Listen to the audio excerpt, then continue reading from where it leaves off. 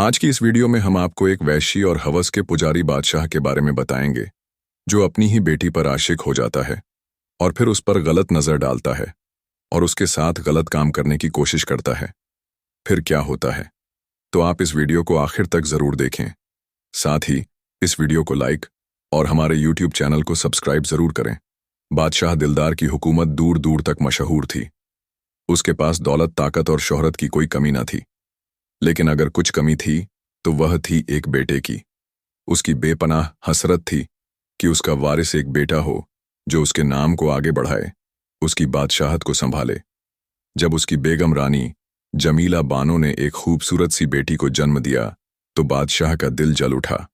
वो गुस्से में आग बबूला हो गया और उसी वक्त फैसला कर लिया कि इस लड़की को अपनी नजरों से दूर रखेगा। जमीला बानो एक नेक दिल औरत थी।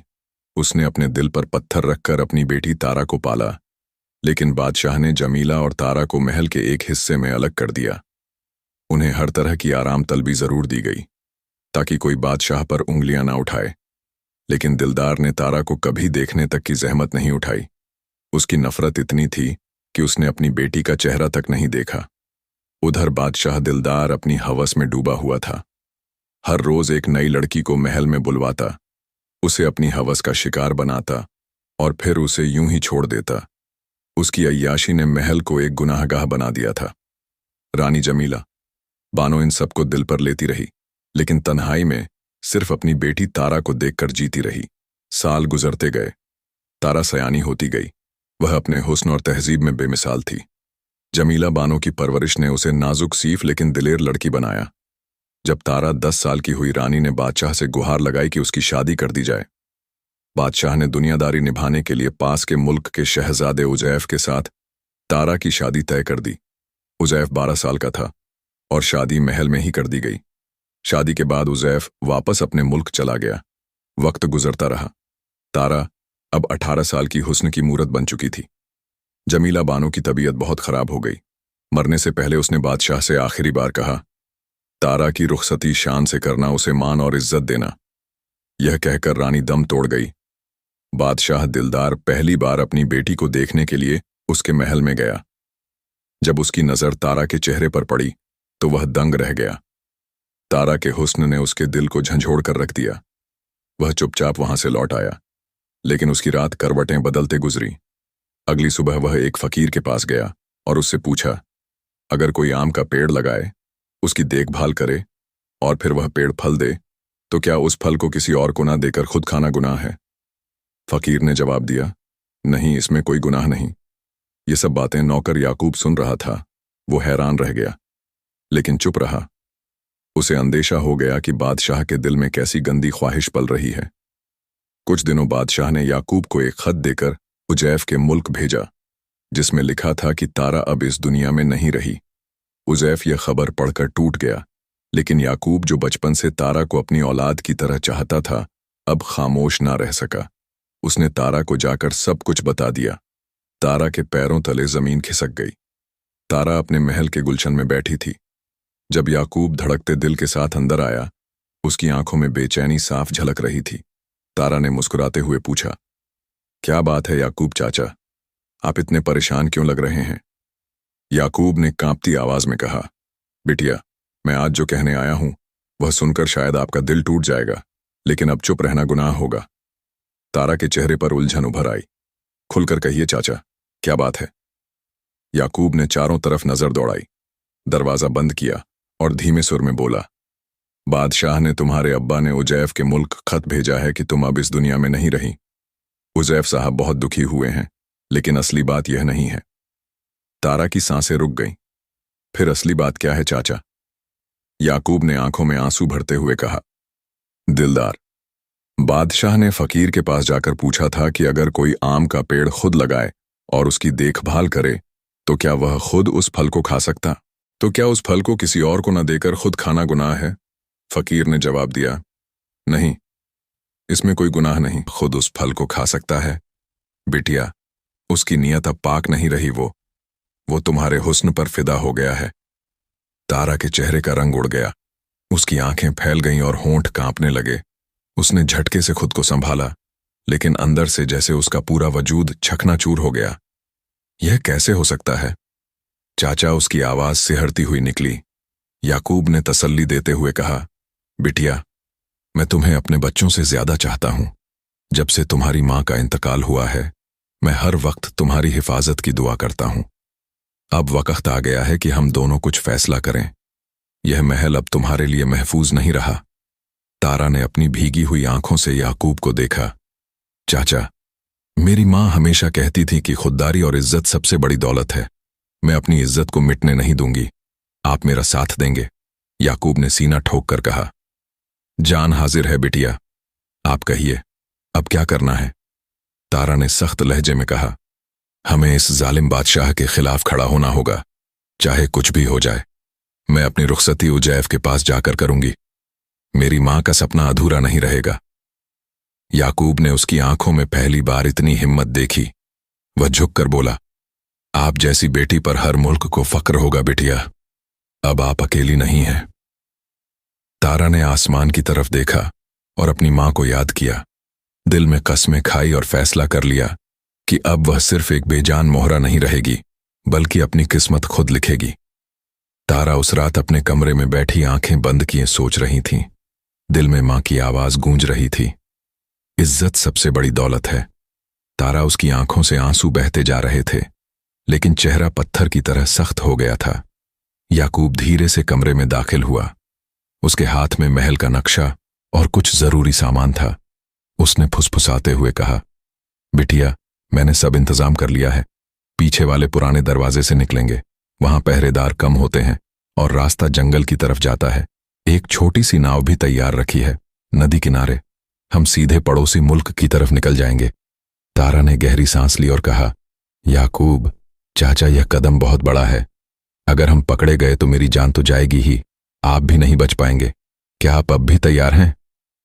याकूब ने बिना हिचक बोले, बिटिया, मैंने तुम्हारी मां से वादा किया था कि तुम्हारी हिफाजत करूंगा। आज अगर पीछे हट जाऊं तो वह कब्र में भी मुझे माफ नहीं करेंगी। तारा की आंखें भर आईं, लेकिन उसने खुद को मजबूत रखा। ठीक है चाचा, कल रात हम निकलेंगे, लेकिन एक बात याद रखिए, हमें उजैफ तक सही सलामत पहुंचना है। यही हमारी असली जीत होगी। याकूब ने सिर झुकाकर हामी भरी। अगली रात का हर पल भारी था। तारा ने अपना सामान बांधा। एक छोटी सी संदूकची जिसमें मां की निशानियां थीं। महल में सन्नाटा था, लेकिन तारा का दिल जोर जोर से धड़क रहा था। याकूब ने इशारा किया और दोनों दबे पांव महल के पीछे वाले रास्ते की तरफ बढ़े।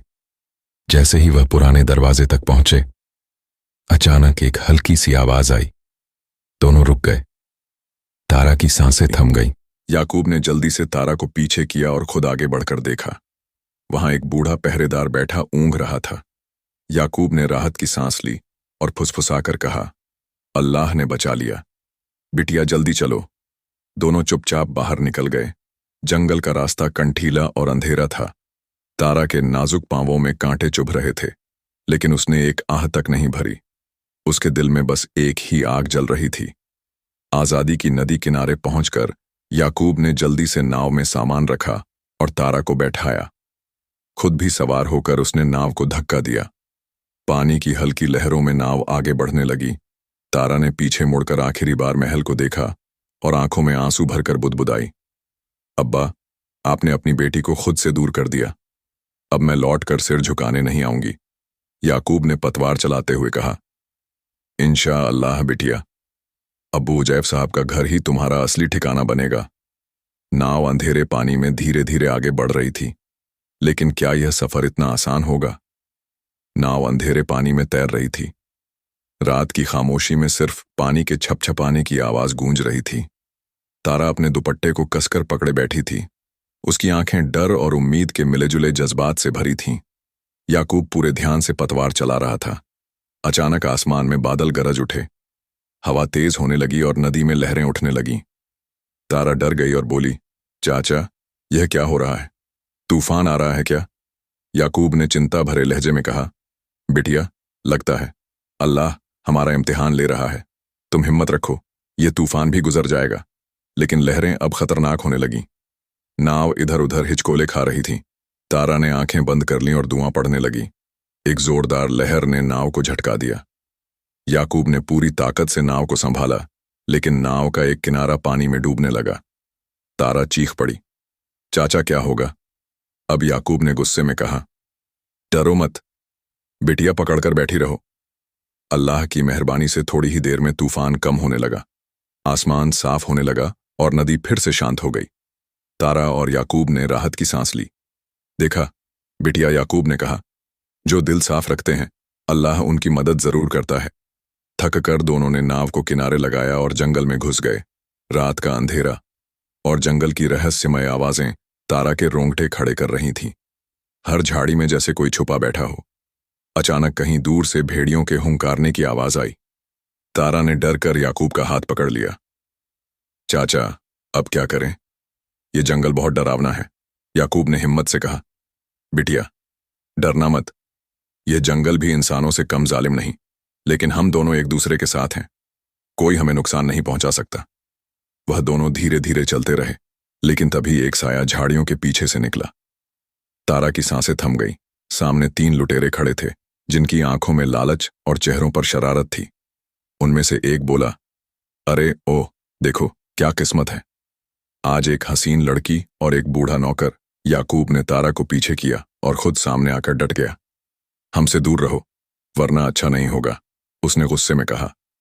लुटेरे हंस पड़े। बुजुर्ग, तुझ में दम है? क्या तारा की हालत खराब हो गई? क्या अब उनका सफर यहीं खत्म हो जाएगा?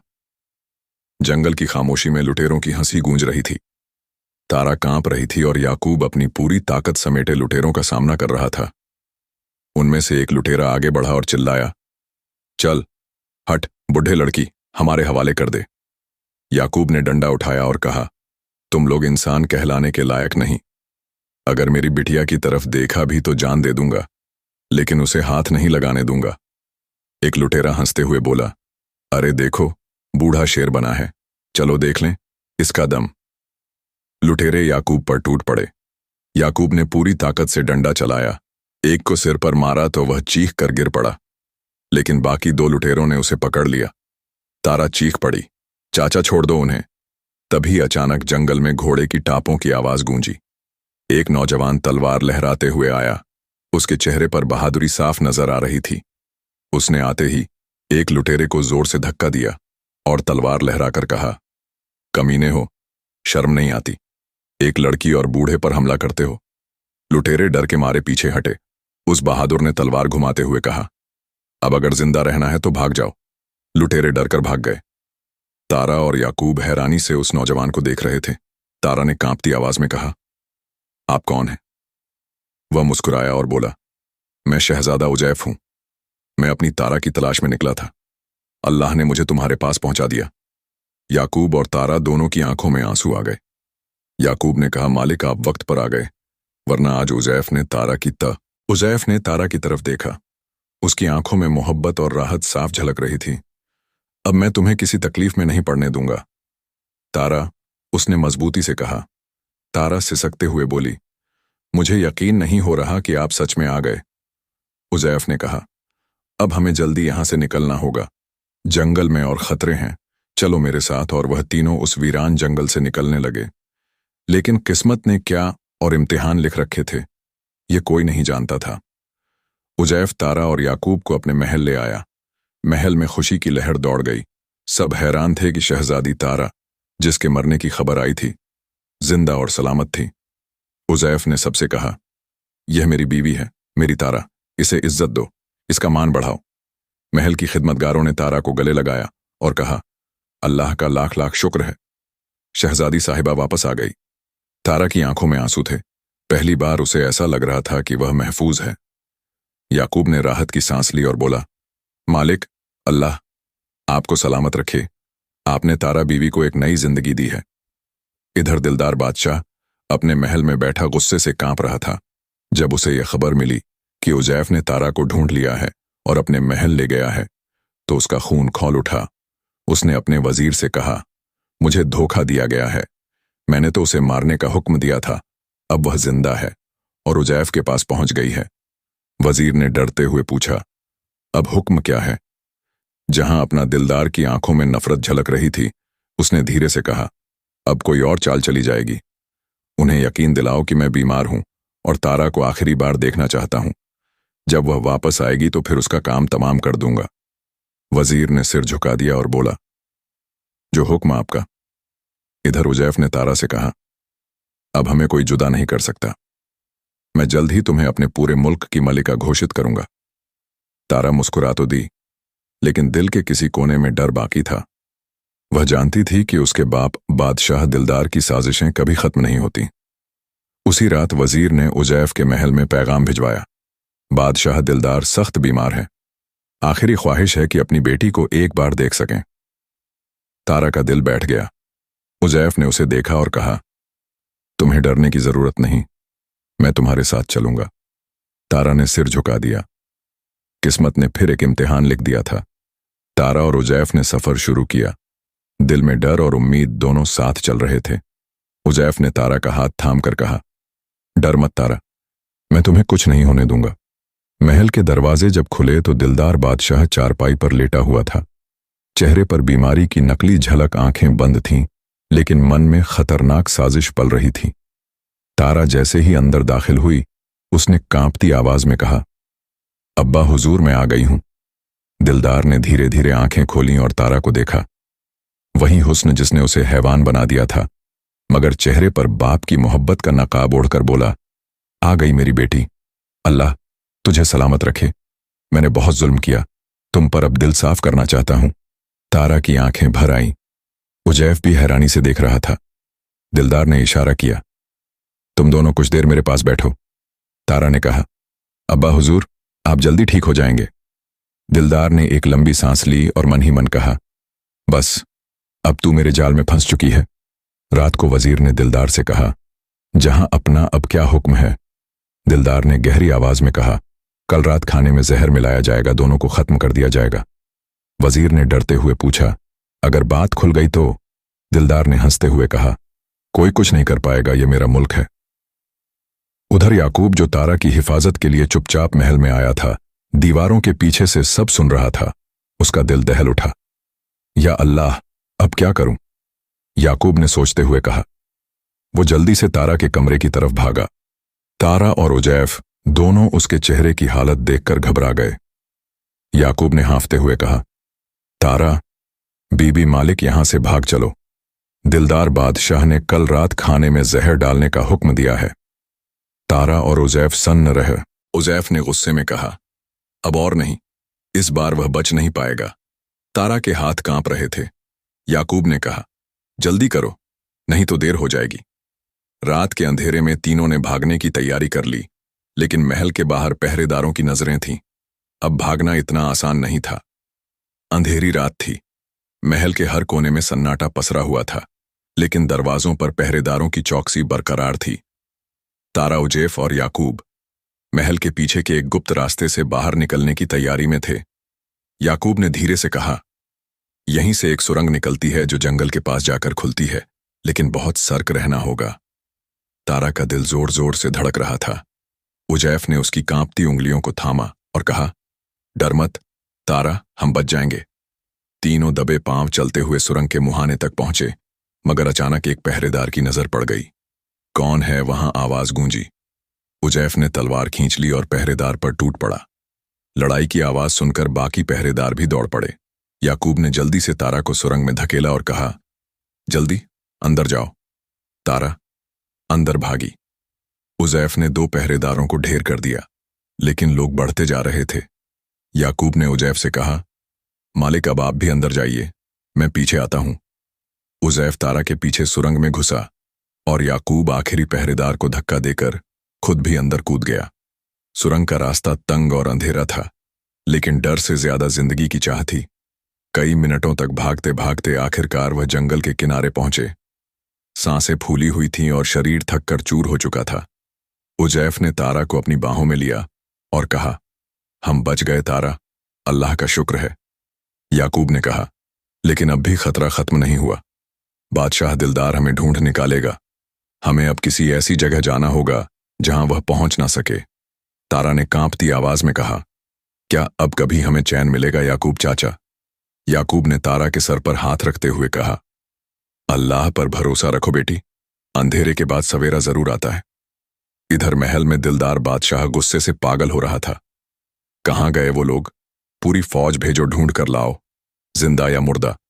अब यह जंग और भी खतरनाक मोड़ लेने वाली थी। जंगल की ठंडी हवाओं में डर और सिहरन घुली हुई थी। तारा के पैर कांप रहे थे, लेकिन उजैफ ने उसका हाथ थाम रखा था। याकूब आगे आगे रास्ता तलाश कर रहा था। आसमान पर काले बादल छाए थे और रात गहरी होती जा रही थी।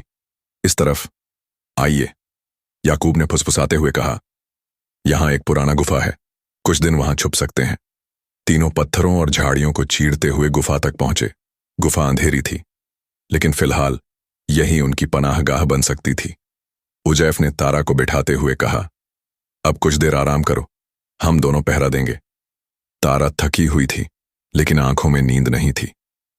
दिल में माँ बाप की बातें, उजैफ से निकाह और बादशाह की दरिंदगी का खौफ सब घूम रहा था। उधर महल में दिलदार बादशाह का गुस्सा चरम पर था।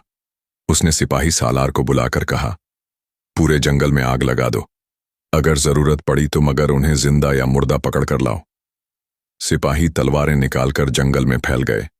दूर दूर तक टॉर्चों की रोशनी जंगल में चमक रही थी। जानवर भी दहशत में भाग रहे थे। याकूब ने गुफा के मुहाने से देखा और डरकर वापस आया। मालिक, वो लोग जंगल में घुस चुके हैं, हमें आगे बढ़ना होगा। उजैफ ने कहा, अब एक ही रास्ता है, जंगल पार करके सरहद तक पहुंचना, वहां से हम अपने मुल्क जा सकते हैं। तारा ने कांपते हुए कहा, क्या हम वहां तक पहुंच पाएंगे? याकूब ने मजबूती से कहा, अल्लाह बड़ा है बेटी, वह जरूर मदद करेगा। तीनों ने फिर सफर शुरू किया। कांटों और पत्थरों से रास्ता और भी कठिन था। उजैफ ने तारा को सहारा दिया। अचानक एक तरफ से आवाज आई, इधर देखो, कुछ लोगों के पैरों के निशान। याकूब के चेहरे का रंग उड़ गया। उजैफ ने कहा, अब बस दौड़ो। तीनों भागने लगे। पीछे से सिपाहियों की आवाजें तेज होती जा रही थीं। तीरों की आवाजें और तलवारों की झंकार जंगल को गूंजा रही थी। तारा का दुपट्टा झाड़ियों में उलझ गया। उजैफ ने एक झटके में उसे छुड़ाया और कहा, भागो तारा, अब जान बचाना है। कई घंटों की जानलेवा भाग दौड़ के बाद आखिर वह एक नदी के किनारे पहुंचे। उजैफ ने कहा, इसी नदी को पार करके हम सरहद के पास पहुंच सकते हैं। तारा ने कांपती हुई आवाज में कहा, या अल्लाह, हमारी मदद कर। अब या तो पानी में कूदकर जान बचानी थी या दुश्मन के हाथ लगना था। उजैफ ने तारा की तरफ देखा और बोला, तैयार हो तारा? तारा ने सिर हिलाया। उजैफ ने उसका हाथ थामा और दोनों नदी में कूद पड़े। याकूब भी उनके पीछे था। पानी ठंडा था, लेकिन जान बचाने की जद्दोजहद गर्म थी। पीछे से दिलदार के सिपाही नदी किनारे पहुंच चुके थे और अब तीरों की बारिश शुरू हो चुकी थी। पानी का बहाव तेज था। उजैफ ने तारा का हाथ मजबूती से थाम रखा था और याकूब दोनों की मदद कर रहा था। ठंड ने बदन शून्य कर दिए थे, लेकिन मौत का डर ताकत बनकर उनके पैरों में जान डाल रहा था। आखिरकार काफी मशक्कत के बाद तीनों नदी पार कर गए और एक सूखे किनारे पर गिर पड़े। तारा के होंठ नीले पड़ चुके थे और सांसें तेज चल रही थीं। उजैफ ने कांपते हुए कहा, तारा आंखें खोलो, देखो, हम बच गए। याकूब ने जल्दी से कुछ लकड़ियां इकट्ठा कर आग जलाई। आग की गर्मी ने थोड़ी राहत दी। तारा ने हौले से आंखें खोली और बुदबुदाई, क्या हम वाकई बच गए? उजैफ ने उसके माथे पर हाथ रखते हुए कहा, हाँ, अल्हम्दुलिल्लाह, अब हम सरहद के करीब हैं, बस थोड़ा और सफर बाकी है। याकूब ने चारों तरफ नजर दौड़ाते हुए कहा, लेकिन हम ज्यादा देर यहां नहीं रुक सकते। दिलदार बादशाह के सिपाही पीछे हैं और वह हार मानने वाले नहीं। तभी दूर से ढोल नगाड़ों की आवाज आई। उजैफ चौकन्ना हो गया। ये लोग अभी भी पीछा कर रहे हैं, हमें अब चलना होगा। तीनों ने गीले कपड़ों के बावजूद फिर चलना शुरू किया। जंगल अब कम घना था, लेकिन डर अब भी गहरा था। रास्ते में उजैफ ने तारा की हालत देखी। वो बहुत थक गई थी और पांव घिसटने लगे थे। उजैफ ने उसे सहारा दिया और कहा, तुम हिम्मत मत हारो तारा। बस थोड़ा सा और कुछ दूर चलने के बाद उन्हें एक बूढ़ा लकड़हारा मिला। याकूब ने उससे झट से कहा, हम मुसाफिर हैं, क्या हमें एक रात के लिए पनाह दे सकते हो? लकड़हारे ने उनकी हालत देखी और कहा, मेरा झोपड़ा पास ही है, आ जाओ। वो उन्हें अपने छोटे से झोपड़े में ले गया। तारा को बिछौना मिला और वह फौरन गहरी नींद में चली गई। उजैफ और याकूब ने चैन की सांस ली लेकिन खतरा अब भी टला नहीं था। उज़ैफ ने याकूब से धीमे स्वर में कहा, अब हमें जल्दी कोई उपाय करना होगा, वरना दिलदार बादशाह हमें कहीं का नहीं छोड़ेगा। याकूब ने आंखों में आंसू भरकर कहा, हम तारा बीवी को कुछ नहीं होने देंगे। मैं अपनी जान भी कुर्बान कर दूंगा। अगर जरूरत पड़ी, बाहर रात गहरी होती जा रही थी, लेकिन अगले सफर की तैयारी दोनों ने मन ही मन शुरू कर दी थी। अब सरहद बस 2 दिन की दूरी पर थी। सुबह की किरण के साथ तीनों ने फिर सफर शुरू किया। नदी पार करने के बाद उनका रास्ता साफ था, लेकिन अब उनके लिए एक और बड़ी चुनौती सामने थी। सरहद तक पहुंचने से पहले उन्हें पहाड़ों को पार करना था। अब हम बहुत करीब हैं, उज़ैफ ने कहा, लेकिन यह पहाड़ हमारा सबसे कठिन रास्ता होगा। तारा ने कांपते हुए कहा, क्या हम इसे पार कर पाएंगे? याकूब ने उसकी हिम्मत बढ़ाई। अल्लाह की मदद से हम कुछ भी कर सकते हैं, हमें बस चलते रहना है। तीनों ने पहाड़ों की ओर रुख किया। रास्ता बहुत ही कठिन था। पत्थरों और खतरनाक दर्रों को पार करते हुए वे धीरे धीरे चढ़ाई कर रहे थे। हवा इतनी तेज थी कि शरीर कांप रहा था। तारा की हालत अब बहुत खराब हो चुकी थी, लेकिन वह किसी भी कीमत पर हार मानने को तैयार नहीं थी। ये चढ़ाई हमारी आखिरी परीक्षा हो सकती है, उज़ैफ ने कहा। बस धीरज रखना होगा। काफी मशक्कत के बाद वे पहाड़ के सबसे ऊंचे शिखर पर पहुंचने वाले थे। तभी अचानक पीछे से एक जोर की आवाज आई। यह दिलदार बादशाह के सिपाहियों की थी। याकूब ने मुड़कर देखा और जल्दी से कहा, सामने देखो, वह लोग हमें देख रहे हैं। उज़ैफ और तारा ने पलटकर देखा। दिलदार के सिपाही काफिले की तरह उनकी ओर बढ़ रहे थे। तारा की आंखों में डर था, लेकिन उसने नजरें चुराते हुए कहा, अगर हम पीछे मुड़े तो हमारी उम्मीद टूट जाएगी, हमें आगे बढ़ना होगा। सही कहा तुमने, उज़ैफ ने कहा और तारा का हाथ मजबूती से पकड़ा। आगे चलो। वे अब जंगल के पास थे और सरहद बस कुछ मील दूर थी, लेकिन सिपाही अब और नजदीक। तीरों से उनका सामना किया। तारा और उज़ैफ ने सरहद की ओर दौड़ना शुरू किया। अल्हम्दुलिल्लाह, उज़ैफ ने कहा, अब बस कुछ ही कदम दूर है। लेकिन तभी दिलदार के सिपाही ने तारा का नाम पुकारा और एक तीर उसकी दिशा में फेंका। तारा चौंकी, लेकिन उज़ैफ ने झट से उसे बचा लिया। सावधान याकूब ने चेतावनी दी। आखिरकार तीनों सरहद तक पहुंच गए और वहां खड़े सैनिकों ने उनका स्वागत किया। तारा की आंखों में राहत थी और उसने उज़ैफ को देखा। हम बच गए। उज़ैफ ने उसकी आंखों में देखा और कहा, हमने यह सफर तय किया है, अब हम अपने मुल्क में लौट आए हैं। दिलदार के सिपाहियों ने दूर से ही देखा कि शहजादा उज़ैफ शहजादी तारा और याकूब को लेकर अपने मुल्क में पहुंच चुका है। तब उन्होंने उनका पीछा बंद कर दिया और वापस महल की तरफ पलट आए। उधर शहजादी तारा, शहजादा उज़ैफ और याकूब महल पहुंचे। वहां पर उनका इस्तकबाल हुआ और फिर तारा और उज़ैफ हंसी खुशी रहने लगे। उनका निकाह तो पहले ही हो चुका था, रुखसती बाकी थी। इधर जब बादशाह दिलदार को यह सब कुछ पता चला तो उसका गुस्से से बुरा हाल हो गया और वह अपने सिपाहियों पर बरस पड़ा। उसने अपने वजीर को काफी बुरा भला कहा कि तुम घोड़े पर सवार थे, तलवारें और सिपाही साथ थे, फिर भी तुम उन लोगों को पकड़ा ना पाए, और उसने वजीर की काफी ज्यादा बेइज्जत किया। वजीर इस बेइज्जती से बौखला गया कि मैं इसकी इतनी इज्जत करता हूं और इसके गलत कामों में भी साथ देता हूं, लेकिन फिर भी यह बादशाह ऐसे कर रहा है। जब यह बादशाह अपनी औलाद का ही ना हुआ तो हमारा क्या होगा? और फिर वजीर ने धीरे धीरे महल के सिपाहियों को, मंत्रियों को, सबको अपनी तरफ मिला लिया और बादशाह का काम तमाम कर दिया। उसको कैद कर लिया और कैद खाने में डाल दिया गया ताकि वह कैद में तड़प तड़प कर अपनी जिंदगी गुजारे, और उसकी जगह वजीर वहां का बादशाह बन गया। उधर उज़ैफ और तारा हंसी खुशी जिंदगी बसर कर रहे थे और याकूब भी उनके साथ रहता था। वह याकूब को अपने बाबा की तरह चाहती थी, क्योंकि याकूब ने उसके साथ वह मोहब्बत निभाई थी जो उसका सगा बाप भी उसके साथ न निभा सका। कई बार याकूब ने अपनी जान की फिक्र न की, लेकिन शहजादी तारा की जान बचाई। तो प्यारे दोस्तों, यह थी हमारी आज की कहानी। हमें उम्मीद है आपको कहानी पसंद आई होगी। अगर कहानी पसंद आई हो तो इसे लाइक, साथ ही करीब लोगों के साथ इसे शेयर भी जरूर करें। मिलते हैं किसी नई वीडियो में। शुक्रिया।